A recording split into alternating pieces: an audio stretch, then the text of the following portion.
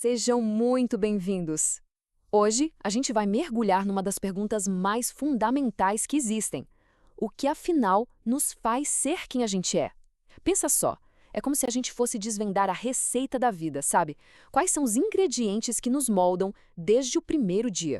E aí está a grande pergunta, né? Aquela que todo mundo já se fez em algum momento.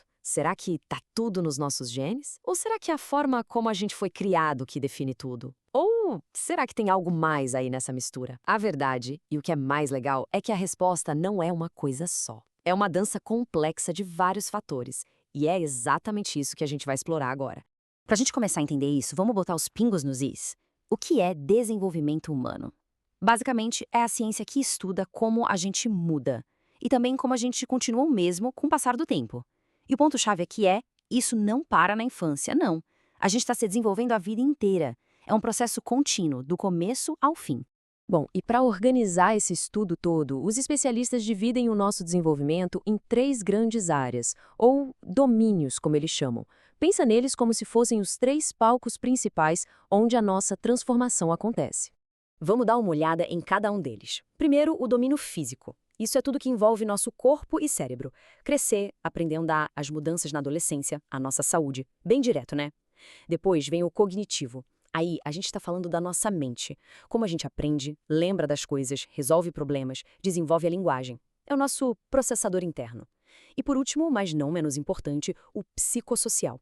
Esse aqui é sobre nossas emoções, nossa personalidade e, fundamentalmente, como a gente se relaciona com as outras pessoas. Mas, presta atenção na parte mais crucial de todas. Essas três áreas não funcionam separadas, de jeito nenhum. Elas estão o tempo todo conectadas, uma influenciando a outra. Pensa assim, para uma criança fazer amigos, que é uma coisa psicossocial, ela precisa saber conversar, que é cognitivo, e para saber conversar, o cérebro dela precisa estar se desenvolvendo bem, o que é físico. Viu só? É tudo uma coisa só, uma teia super conectada. Beleza. Agora que a gente já entendeu as áreas do desenvolvimento, vamos entrar no centro da questão, naqueles grandes debates que tentam explicar o que nos define. E o maior de todos, claro, é aquele: natureza versus criação. Então, de um lado do ringue, a gente tem a hereditariedade. É o nosso DNA, sabe aquilo que a gente herda dos pais, a nossa matéria-prima. E do outro lado, a gente tem o ambiente, a família, os amigos, a escola, a cultura, enfim, tudo que a gente vive. A grande sacada aqui não é descobrir quem ganha essa briga, mas sim entender como esses dois dançam juntos para formar quem a gente é. E o mais interessante é que nenhum dos dois é só bom ou só ruim. A hereditariedade, por exemplo, pode nos dar um talento natural para a música, mas também pode trazer uma predisposição para alguma doença. Já o ambiente, ele pode ser incrível, cheio de estímulos, ou pode ser super difícil com um monte de obstáculos. É uma balança, sempre. E esse exemplo aqui mata a charada. Pensa numa criança que nasce com um baita potencial para esporte, coisa da genética mesmo. Se ela não tiver incentivo, se não tiver onde treinar, o que acontece? Nada. Esse talento todo pode acabar não servindo para nada. É a prova de que um precisa do outro. O potencial precisa da oportunidade para virar realidade. Agora, tem um outro debate que é parecido, mas um pouquinho diferente. De um lado, a maturação. Pensa nisso como o roteiro biológico do nosso corpo. Coisas que acontecem meio que no piloto automático, sabe? Tipo, os dentes nascerem. Do outro lado, a construção social. Isso é o que a gente aprende com os outros, com a sociedade. As regras, os costumes, o que é educado a não.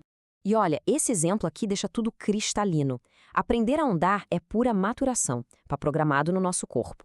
Agora, aprender a falar obrigado, isso ninguém nasce sabendo. A gente aprende com a nossa família, na escola, é uma construção social.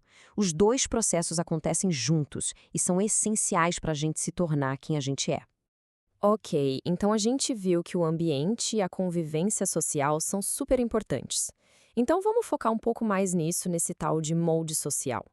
Como é que a nossa família e o lugar onde a gente cresce acabam moldando nossas vidas e nossas chances? Um conceito-chave para entender isso é o tal do nível socioeconômico, ou NSE. E olha, não é só sobre grana, tá? É um pacote que junta a renda da família, o nível de educação dos pais e o tipo de trabalho que eles têm. E esse pacote todo influencia e muito o acesso que uma pessoa vai ter a recursos e oportunidades. E esse gráfico aqui mostra o tamanho desse impacto. Dá uma olhada.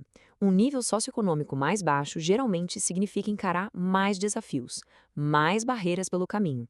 Já um nível mais alto tende a abrir mais portas, a dar acesso a mais oportunidades, como uma escola melhor ou um plano de saúde, por exemplo. A estrutura da família também conta muito nessa história. A gente tem, por exemplo, a família nuclear, pais e filhos. A relação ali costuma ser bem direta, mas talvez com menos gente por perto para ajudar.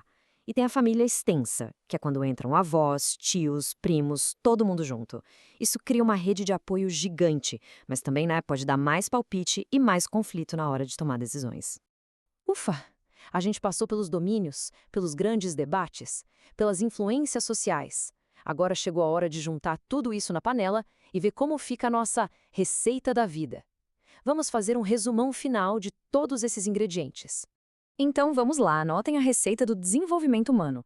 Passo 1, comece com uma boa base de genes, que é a nossa herança biológica. Passo 2, adicione uma porção generosa de ambiente, família, cultura, tudo que a gente vive. Passo 3, deixe a maturação agir, cozinhando tudo em fogo baixo, que é o nosso crescimento natural. E para finalizar, passo 4, molde tudo com a construção social, que são os valores e as regras que a gente aprende. O segredo? Nenhum desses ingredientes funciona sozinho. O resultado final é a mistura de tudo isso. E para fechar, fica aqui uma provocação para a gente pensar. Se a gente é resultado dessa mistura toda, genética, ambiente, cultura, maturação, o que a gente realmente controla no nosso próprio caminho? Qual é o espaço que sobra para as nossas próprias escolhas no meio disso tudo? É uma pergunta e tanto, né? Fica aí para a gente refletir.